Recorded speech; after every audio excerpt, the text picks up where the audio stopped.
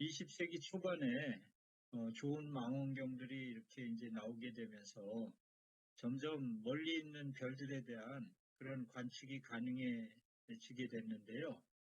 1910년에서 20년경에 미국의 천문학자 베스토 슬리퍼라는 사람이 굉장히 멀리 떨어져 있는 가선형 성운에 대한 관측을 했는데요. 그때 이제 뭐를 발견하게 되냐면은 적색 편의 현상이라는 걸 발견하게 됩니다. 근데 이 적색 편의 현상이라는 거를 이해하기 위해서는 우리가 천문학자들이 어떻게 별의 성분을 알아내는지 이런 것들을 이제 좀 이해를 해야 되는데요.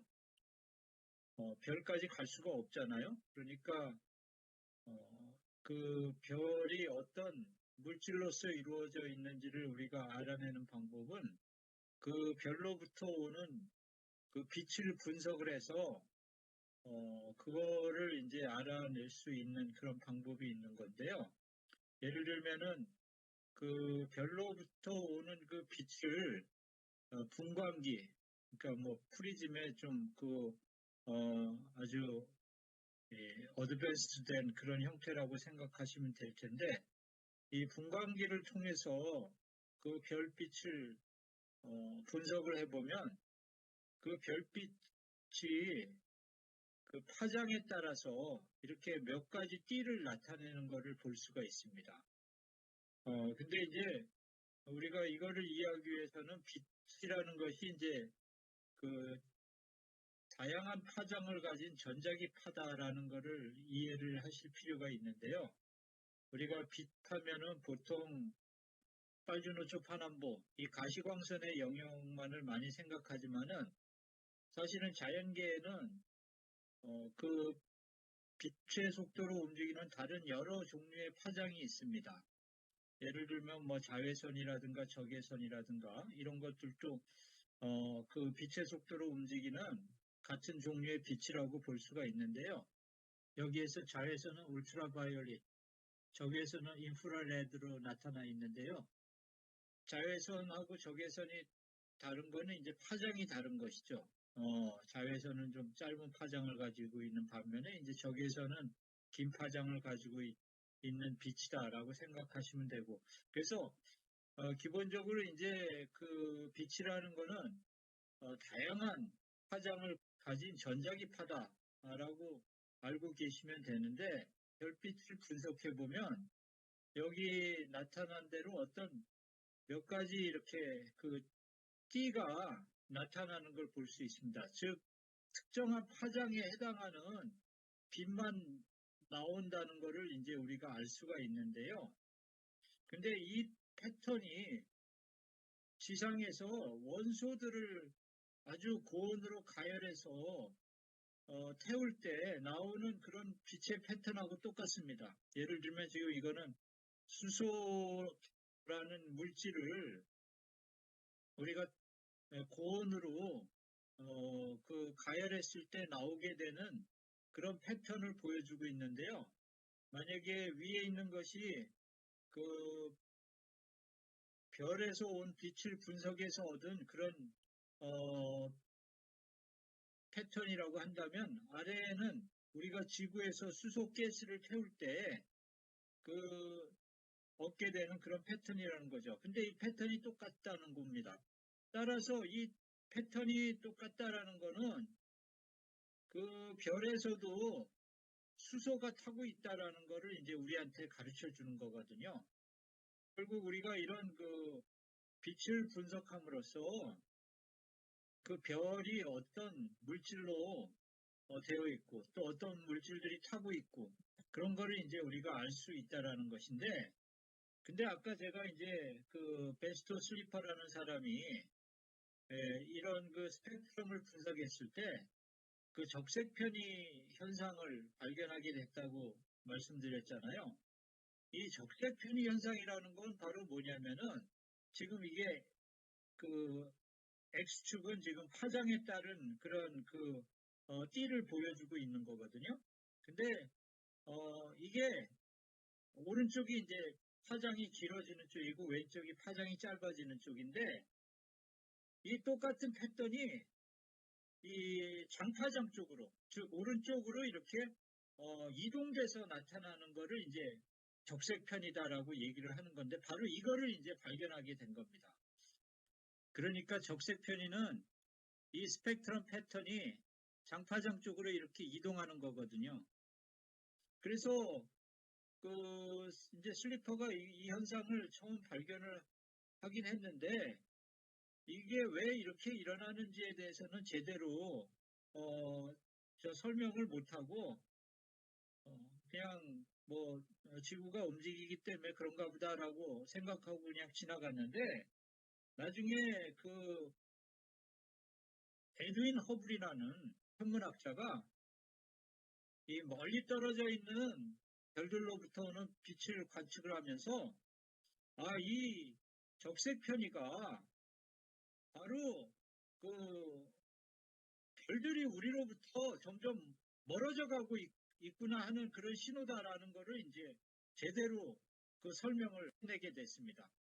이게 무슨 말씀이냐면은, 어떤 물체가 우리를 향해서 달려오면서 소리를 내거나 빛을 내게 될 때는, 그게 정지해 있을 때 내는 그 파장보다 이게 더 짧게 우리에게 나타납니다.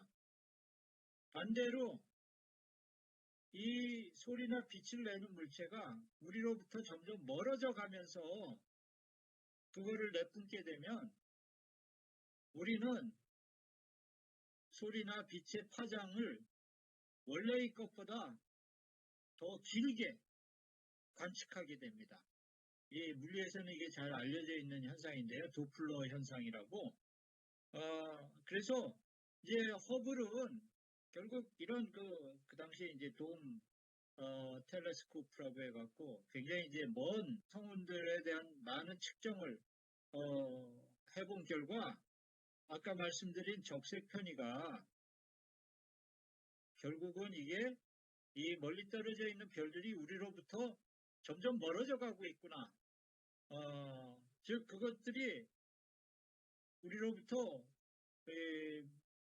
점점 멀리 도망가고 있기 때문에 이거의 파장이 긴 파장 쪽으로, 장파장 쪽으로 이동해서 이 스펙트럼 패턴이 나타나게 된 거구나.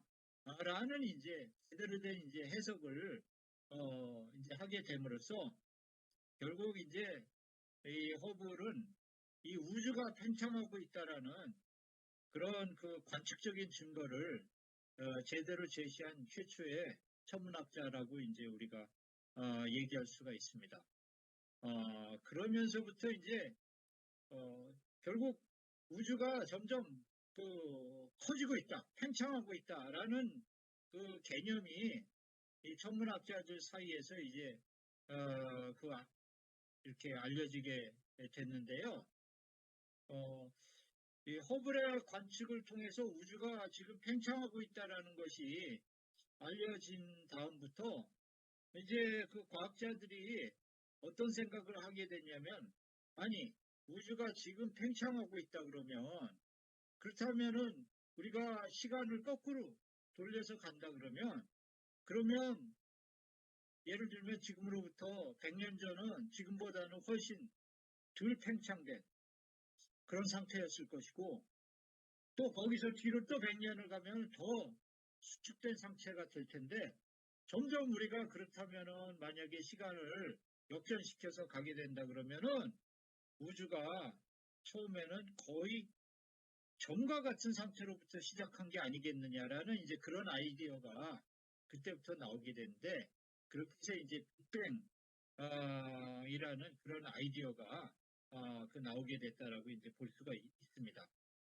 허블은 뭐 이제 이런 그 많은 우주에 대한 관측을 통해서 결국 이 우주가 굉장히 광대한 우주다라는 것을 이제 그 또한 우리한테 그 알게 해준 그런 아주 중요한 그런 천문학자인데요.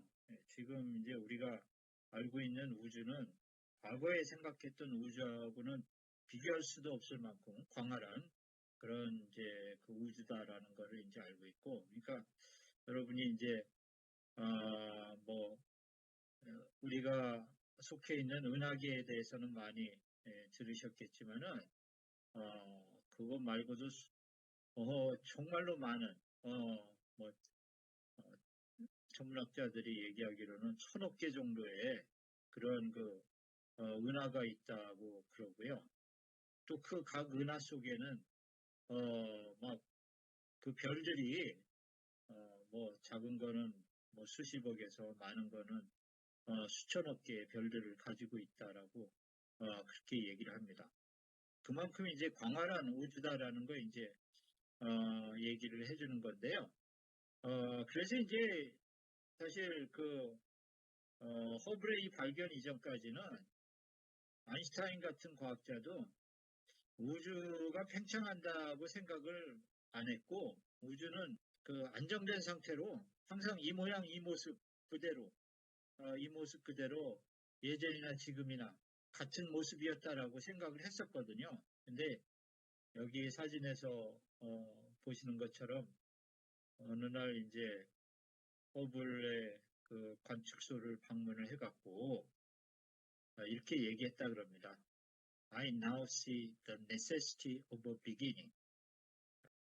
그렇다면 처음에 우주가 어떻게 시작했겠는가 하는 것에 대한 여러 가지 가설들이 제안되기 시작했는데요. 그 중에서 이제 그 중요한 그 가설이 1946년 조지 가모프라는 그런 그 러시아 태생의 미국 물리학자에 의해서 이제 제안이 되게 되는데, 이게 어떻게 보면은 빅뱅 이론의 아주 중요한 시작점이었다라고 이제 말씀드릴 수 있겠습니다. 가모프는 원래 이 사람이 그 핵물리학자거든요. 그래서 그 2차 세계대전 때 그 맨하탄 프로젝트라 그래갖고 원자탄을 제조하는 그런 프로젝트에도 참여한 그런 과학자인데요. 그렇기 때문에 그 어떤 소립자들이 어떤 온도에서 합성이 될 수 있는지 이런 것들에 대해서 전문적인 지식을 가지고 있었고, 그래서 가모프는 이제 1946년경에 어떤 그 가설을 제안을 하냐면, 이 우주가 처음에 그 원자를 구성하는 소립자, 전자, 양성자, 중성자 이런 것들이 극도로 고온 상태로 처음에 존재했었다라고 가정을 했습니다. 그런데 이게 그때는 이제 너무나 뜨거워서 서로 합쳐질 수가 없었는데 갑자기 우주가 팽창을 하기 시작했다라는 거죠. 근데 이 공간이 만들어지면서 이 팽창이 시작이 되게 되면 그 시스템의 온도는 낮아지게 돼 있거든요. 여러분들이 아주 뜨거운 그런 그 난로라고 하더라도 이게 그 좁은 곳에서는 엄청나게 뜨겁지만 그게 공간이 확장이 됐다라고 생각하면 그 확장된 공간의 온도는 이제 낮아지는 것처럼 이 우주도 처음에는 무지무지하게 높아갖고 온도가 높아서 이 양성자, 전자, 중성자가 서로 이게 합쳐질 수가 없었다라는 거예요. 근데 뭐 정확한 이유는 모르지만은 우주가 갑자기 이제 그 공간이 팽창을 하면서 우주 팽창이 시작이 됐는데, 그러다 보니까 이제 온도가 이제 떨어지기 시작했다라는 거죠. 공간이 팽창이 되면 온도가 떨어져 갖고 그런 그 공간 팽창 이후에 적당한 그러니까 양성자, 중성자, 전자가 합성이 될 수 있는 적당한 온도를 이제 통과하게 됐는데 그 시점에서 이제 이 입자들이 서로 합쳐져 갖고선 예를 들면 수소라든가 헬륨이라든가 이런 원자들이 생성이 됐다라는 이제 그런 가설을 제안을 했습니다. 근데 이제 그 중요한 거는 그 가설을 우리가 검증할 수 있는 어떤 뭐 예측이라든가 이런 거를 이제 만들어내야 되잖아요. 과학 이론이라는 거는 이제 그게 이제 예측 할 수 있는 그런 그 예측성을 가지고 있어야 되는데, 근데 1948년경에 가모프의 그 학생이었던 랄프 알퍼라는 사람하고 그 다음에 공동연구원이었던 로버트 허만이라는 그 과학자가 가모프의 이론에 근거해서 우주가 처음에 극도의 고온 상태에서 출발했다가 계속 그동안에 팽창을 해갖고선 온도가 굉장히 낮아지게 됐다라는 얘기를 하면서 현재는 그래서 온도가 얼마만큼으로 낮아지게 됐냐면 절대 온도 5도 정도까지 그렇게 낮아졌다라는 예측을 만들어내는 논문을 발표를 했습니다. 절대 온도 5도면은 섭씨로 마이너스 268도에 해당하는 정말 엄청나게 낮은 그런 그 온도인데, 그러니까 알파하고 호만의 그런 그 예측에 의하면 우주가 그동안에 너무 많은 팽창을 했다라는 거예요. 계속 팽창을 해갖고 처음에는 무지무지하게 높았지만 그것이 너무 많은 팽창을 해갖고 지금은 온도가 너무 떨어져서 섭씨로 마이너스 268도까지 떨어지게 됐다라는 이제 그런 그 연구 결과를 내놨습니다. 그리고 나아가서 알파하고 허만은 결국 지금 현재 우주의 온도가 마이너스 268도가 됐다라는 거는 처음에 이제 그 빅뱅이 이제 이때부터 이제 빅뱅이라는 말이 나왔거든요. 이 이론을 이제 사람들이 이제 빅뱅 이론이라고 이제 부르기 시작했는데요.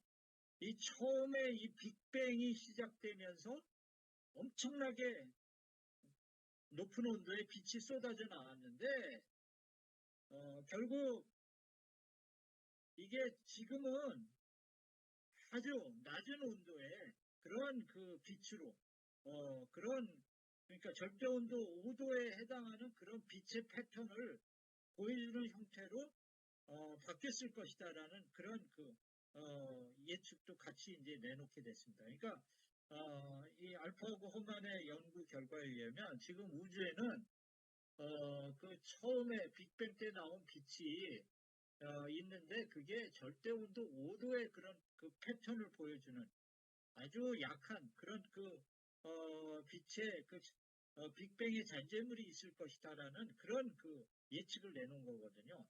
근데 뭐 그 당시만 하더라도 절대 온도 5도의 복사를 탐지하는 그런 거는 그런 기술이 없었기 때문에 알퍼 허만의 이 예측은 뭐 별로 그렇게 많은 사람들의 주목을 받지 못했는데요. 근데 놀랍게도 이제 1965년경에 그 알로 펜지아스하고 로버트 윌슨이라는 그 벨 랩에서 연구하던 두 명의 과학자에 의해서 이게 우연한 기회에 그 발견이 되게 됩니다. 알로 펜지아스와 로버트 윌슨은 이제 그 당시로서는 그 마이크로웨이브 빛의 이제 또 다른 종류로서 이제 그 마이크로웨이브라고 있는데요. 여러분이 아마 마이크로웨이브 오븐에 대해서는 뭐 많이 알고 또 들어보셨을 텐데 이 마이크로파를 잘 잡아낼 수 있는 전파 망원경 그런 거를 가지고 있었는데 근데 그때 이제 이유를 알 수 없는 원인을 알 수 없는 그런 그 마이크로파가 이 전파 망원경이 잡히게 된 거예요. 우연한 기회에. 근데 이게 처음에는 도대체 왜 이런 게 잡히게 되는지 이 두 과학자들이 도저히 알지를 못해갖고 뭐 심지어는 뭐 이 굉장히 큰 망원경이어갖고 여기에 뭐 비둘기 떼들이 와서 집을 짓고 또 새똥도 싸고 그래서 혹시 그런 것 때문에 생기는 게 아닌가 해갖고 아주 청소도 열심히 해보고 뭐 또는 뭐 주변에 어떤 그 노이즈 때문에 생기는 게 아닌가 해갖고 또 이리저리로 돌려보고 그랬는데도 이게 일정한 노이즈가 계속 잡히는 겁니다. 없어지지를 않고 뭐 어느 방향으로나 똑같이 그렇게 이제 잡혀갖고, 결국 이 과학자들이 이제, 나중에 그 벨랩 가까운 데 있었던 이 프린스턴 대학의 물리학자들의 도움을 받아갖고, 그게 그 빅뱅 때 나온 그 빛의 잔재물이다. 라는 거를 이제 알아내게 되는데요. 이게 바로 이제 최초로 이 우주 배경 복사가 이제 관측이 된 것입니다. 이 우주 배경 복사라는 거는 이 윌슨과 펜지아스가 관측한 빛을 얘기를 하는 건데요. 그게 이제 과학자들이 이제 그걸 어떻게 이해를 한 거냐면은 아까 말씀드린 그 빅뱅에서 처음에 나왔던 빛이 아주 온도가 현재는 낮아져서 매우 약한 그런 형태의 복사 패턴을 가지고 있는데 그거를 이제 최초로 잡아낸 게 윌슨과 펜지아스다라는 거죠. 근데 아까 말씀드린 대로 놀라운 건 거의 20년 전에 알파하고 호마는 절대온도 5도 K에 우주 배경 복사가 있을 것이다라는 그런 예측을 만들어낸 건데 펜지아스가 하고 윌슨이 발견한 건 절대온도 3도의 이 복사 빛을 발견을 하게 된 거거든요. 그러니까 정말 약간의 차이는 있지만 그 20년 전에 한 그 예측을 최초로 발견했다는데 굉장한 그런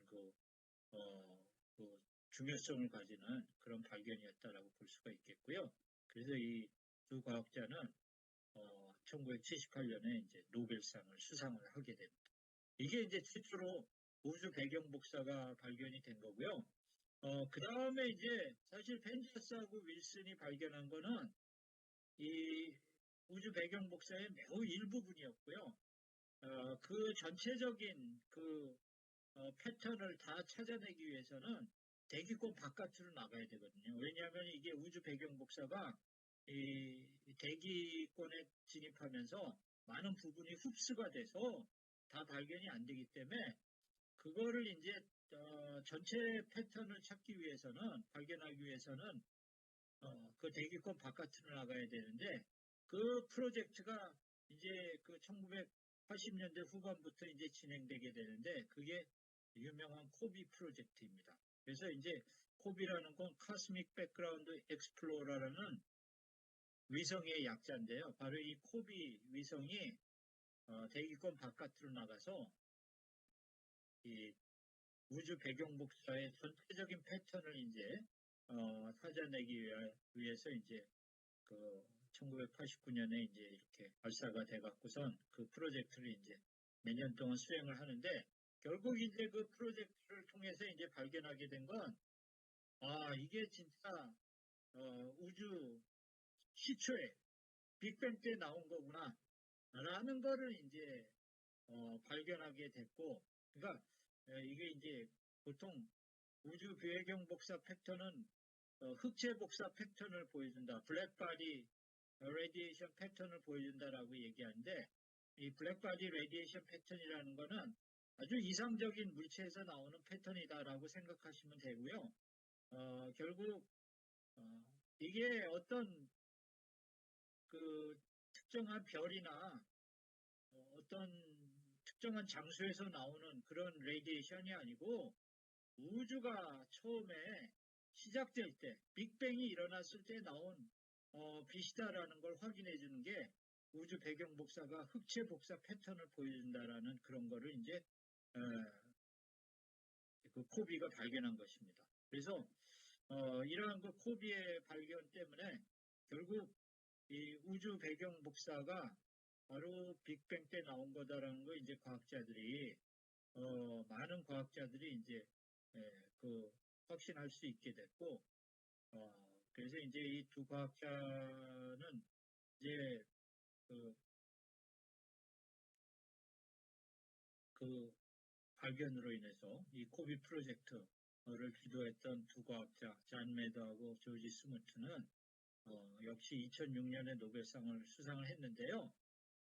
이 노벨상 수상을 할 때 그 노벨 그 위원회에서 이 발표한 그 프레스 릴리스를 보면은 이들의 그 업적이, 즉 코비 프로젝트의 그 업적이 코비 프로젝트의 중요성이 어떤 것이었나라는 걸 우리가 잘 알 수가 있습니다.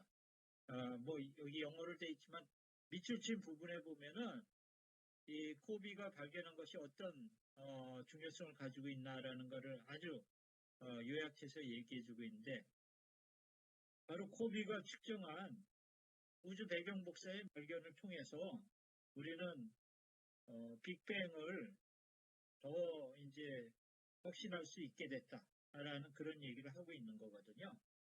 그래서 결국 이 빅뱅 이론이 중요한 우주의 기원을 설명하는 이론으로 이제 세워지게 된 결정적인 그런 그 기여를 한 것은 바로 이 코비 프로젝트에 의한 우주 배경 복사의 전체적인 패턴을 찾아내는 작업이었다라고 볼 수가 있겠고, 물론 그 앞서 아까 말씀드렸던 아노펜지아스와 로버트 윌슨의 최초의 우주 배경 복사가 밑바탕이 됐지만은, 이런 두 번의 중요한 발견을 통해서 그 우주 배경 복사가 바로 빅뱅의 증거로서 과학자들에게 상당 부분 확인되면서 빅뱅 이론이 현대 우주론의 중요한 우주론으로서 세워질 수 있는 그런 계기가 됐다라고 볼 수가 있겠습니다.